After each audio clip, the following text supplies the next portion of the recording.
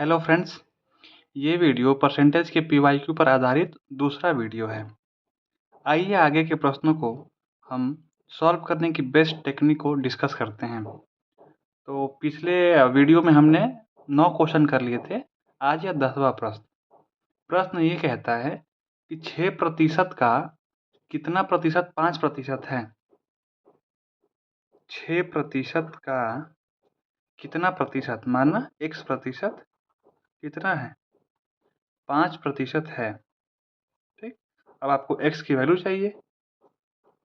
x को यहीं रहने देते हैं। 5% बटा में 6%। परसेंटेज से परसेंटेज कट जाएगा, क्या बच जाएगा? 5/6। अब आपको मैंने बताया है कि 1/6 की वैल्यू क्या होती है? 16 सही 2/3। तो 5 गुणे 16 सही 2/3। अब देखिए कैसा होगा? 16×5 = 80। यही ना होता है, 16×5 = 80। और 5 से 2 में करेंगे तो 10 हो जाएगा। 10/3।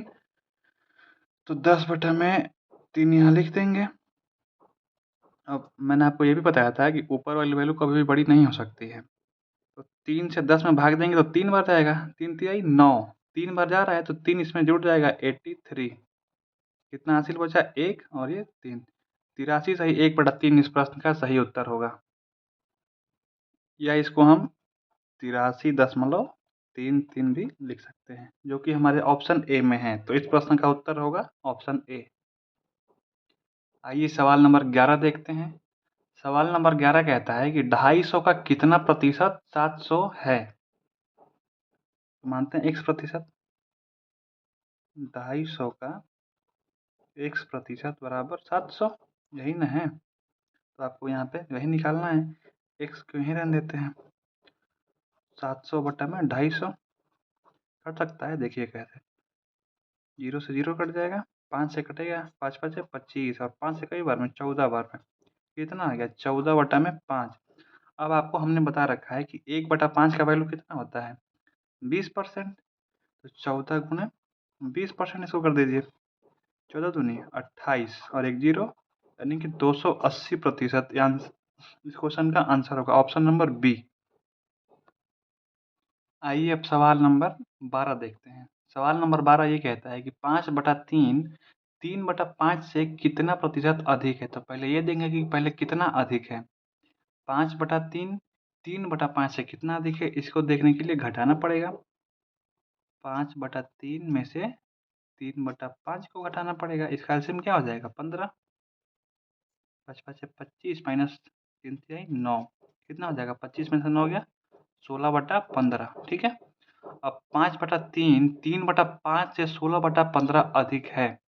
अब देखिए, जो हमारी बेस वैल्यू होती है जिसे कंपेयर किया जाता है उसको नीचे रखते हैं। तो हम लोग किससे कंपेयर कर रहे हैं? 3/5 से। तो 3/5 को नीचे रखेंगे और कितना अधिक है? 16/15 अधिक है और गुणे 100, यही ना होगा? अब एक हम लोग तरीका पढ़ते हैं कि पहले वाले का गुणा आखिरी वाले से, यानी कि 16 में किससे गुणा होगा? 5 से, और 20 वालों का एक साथ। तो ये 15 और गुणे 3 गुणे 100 तो पहले से है। अब देखिए घटाएंगे इसको 5 से ये 3 बार में। ठीक है, और कुछ कटने लायक है? नहीं। अब यहाँ से कुछ नहीं कटेगा तो इसमें हम सीधे सीधे गुणा कर देते हैं। गुणा करने पे क्या आएगा? 16 गुणे 100 और बट्टा में 3 तिहाई 9। अब मैं आपको बता सका हूँ कि 1/9 का मतलब क्या होता है? 1/9 का मतलब होता है 11 सही 1/9% है। 16 गुना है तो गुणे 16 कर देंगे। 11 में 16 से गुणा करेंगे, 16 एकम 16, 6 हासिल 1, 16 एकम 16 और 1 17, 176। और यहाँ पे 16 और बट्टा में 9। फिर वही बात, ऊपर वाली वैल्यू कभी बड़ी नहीं हो सकती है। तो 9 से इसमें भाग करेंगे, एक बार जाएगा तो वो एक इसमें ऐड हो जाएगा 177। कितना हासिल बचेगा? 9 एकम 9, 16 में से 9 गया कितना? 7। 177 सही 7/9% इस प्रश्न का उत्तर हो जाएगा। या इसको हम 0.77 भी लिख सकते हैं, 177.77%। आइए सवाल नंबर 13 देखते हैं। सवाल नंबर 13 कहता है कि x के 2/5वें में x का प्रतिशत कितना होगा? यहाँ पे हम x को 100 मान लेंगे तो सवाल आसानी से हो जाएगा। यदि हम x को 100 मानते हैं तो x का 2/5 यानी कि 100 का 2/5 कितना होगा? 100 का 2/5, 5 से कटाएंगे 20 बार में और 20 दूनी 40। ठीक। अब ये पूछ रहा है कि जो 100 है 40 का कितना प्रतिशत है? यही ना पूछ रहा है कि 2/5 में x का प्रतिशत कितना है? ठीक। तो x का मान 100 किस में? 40 में और गुणे 100। घटा सकते हैं इसको कई बार में, 20 से 2 बार में और 20 से 5 बार में और 2 से कई बार में 50 बार में। 50 बच्चे 250% इस सवाल का सही उत्तर होगा, जो कि ऑप्शन नंबर बी में है। आइए सवाल नंबर 14 करते हैं। सवाल नंबर 14 कहता है कि किसी धातु में निकेल और लोहे का अनुपात क्रमशः 8:2 है। इसका निकेल का और आयरन का अनुपात कितना है? 8:2। ठीक। तो वो धातु टोटल हो कितनी जाएगी? कुल धातु कितनी हो जाएगी? 8 निकेल और 2 आयरन मिला के 10 हो जाएगी। अब पूछ रहा है कि धातु में लोहे का प्रतिशत कितना है? लोहा है कितना? 2 है। कितने में? 10 में गुणे 100।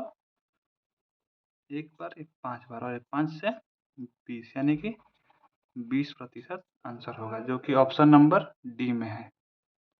आइए सवाल नंबर 15 देखते हैं। सवाल नंबर 15 कहता है y का 8/5%, y का 8/5 और प्रतिशत हटाने के लिए बट्टा में 100 इसके बराबर है? x के बराबर है। इसको 4 से घटा सकते हैं 2 बार में और 4 से 25 बार में। ठीक। अब देखिए, अब हमको x/y निकालना है। x को यहीं रहने देते हैं, y को बुला लेते हैं। ये कितना हो जाएगा? 2/25 बचे 125 यानी कि x/y कितना आ गया? 2/125। अब यहाँ से हम देखेंगे कि सवाल पूछ क्या रहा है। तो x का कितना प्रतिशत y है? x का कितना प्रतिशत y है? यानी कि y जो है 125, x का यानी कि 2 का कितना प्रतिशत है? यही ना पूछने का तात्पर्य हुआ। अब देखिए, 2 से ये 50 बार में और 50 में 125 से गुणा करेंगे तो क्या आएगा? देखिए कैसे, 125 में 5 से गुणा होता है तो कितना होता है? 125 पाँचे 625 और एक जीरो है तो जीरो लगा देंगे, यानी कि 6250% इस सवाल का उत्तर होगा, जो कि ऑप्शन नंबर डी में है।